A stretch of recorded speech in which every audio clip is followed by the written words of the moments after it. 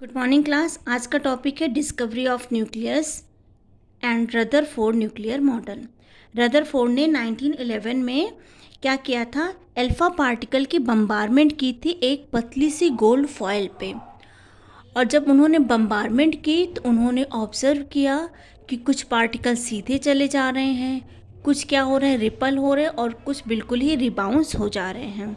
तो उस बेसिस पे उन्होंने ऑब्जर्वेशन किया। तो देखिए यहाँ पे लिखा है, रदरफोर्ड ने 1911 में discovered the nucleus on the basis of alpha scattering experiment in which he observe that when alpha particles are bombardment on a thin film of gold, alpha particle scattered in different direction. जब alpha particle की bombardment की गई gold foil पे, तो जो alpha particle थे वो different direction में क्या हो गए, स्कैटर्ड हो गए।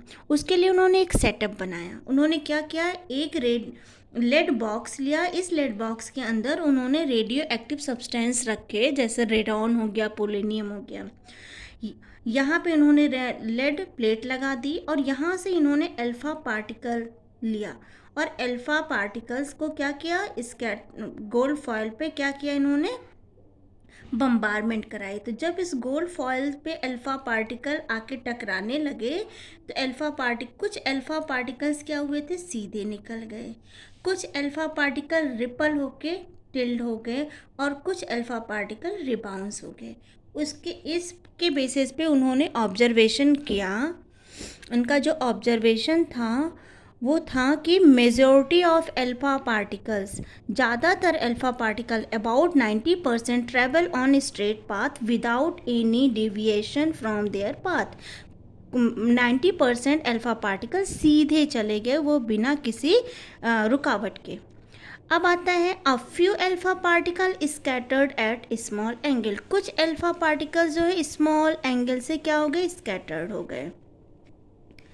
ठीक है, scattered on a small angle, जैसे आपका इसमें दिखाया गया है।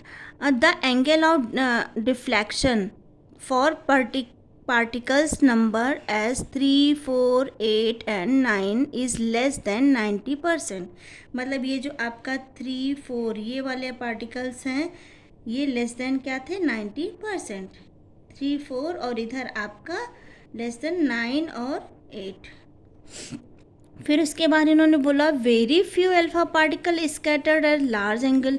लेकिन बहुत से ऐसे अल्फा पार्टिकल थे जो लार्ज एंगल पे स्कैटर्ड हुए। ठीक है, एट 90 डिग्री। जैसे आपका क्या हो जाएगा, 5, ये वाला 5 और यहाँ से ये 7 वाला। ठीक, some of the alpha particle about 1 out of 8000 return to their original path. कुछ ऐसे अल्फा पार्टिकल थे जो अपने ओरिजिनल पाथ से क्या हो गए, बिल्कुल ही डिफ्लेक्टेड हो गए, मतलब मुड़ गए, रिटर्न हो गए जिसको हम बोलते हैं। तो इस ऑब्जर्वेशन के बेसिस पे उन्होंने कुछ कंक्लूजन निकाले।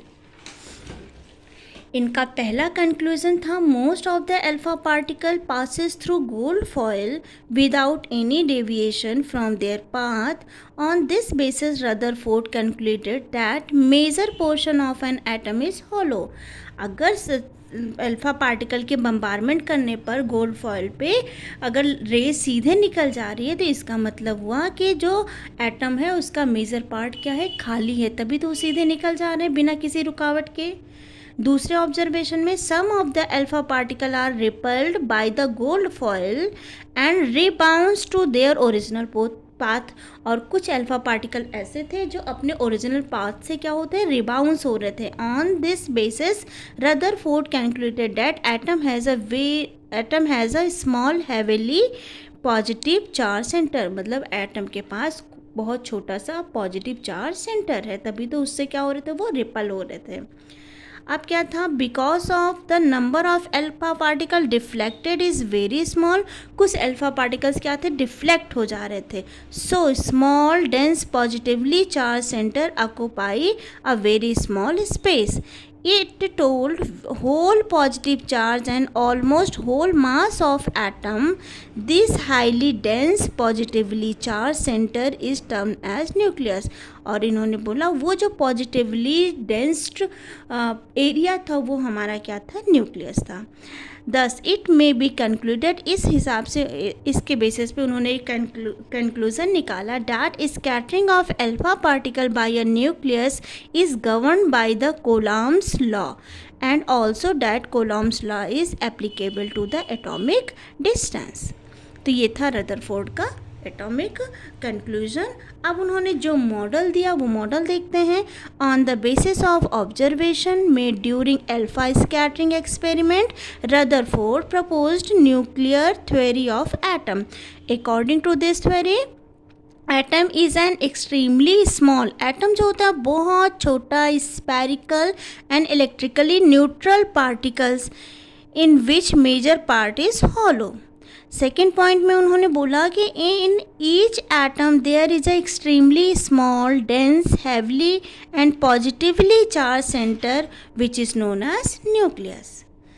थर्ड पॉइंट में उन्होंने बोला the whole positive charge of an atom is saturated in the nucleus. जो होल पॉजिटिव चार्ज होता है वो कहाँ होता है? न्यूक्लियस के अंदर। फिर उन्होंने फोर्थ पॉइंट में बोला in an atom electron revolve around the nucleus. वो रिवॉल्व करते रहते हैं। जब न्यूक्लियस रिवॉल्व कर रहे थे तभी तो वो जो अल्फा स्कैटरिंग हुई थी तो वो क्या हो रहे थे? वो रिपल हो रहे थे।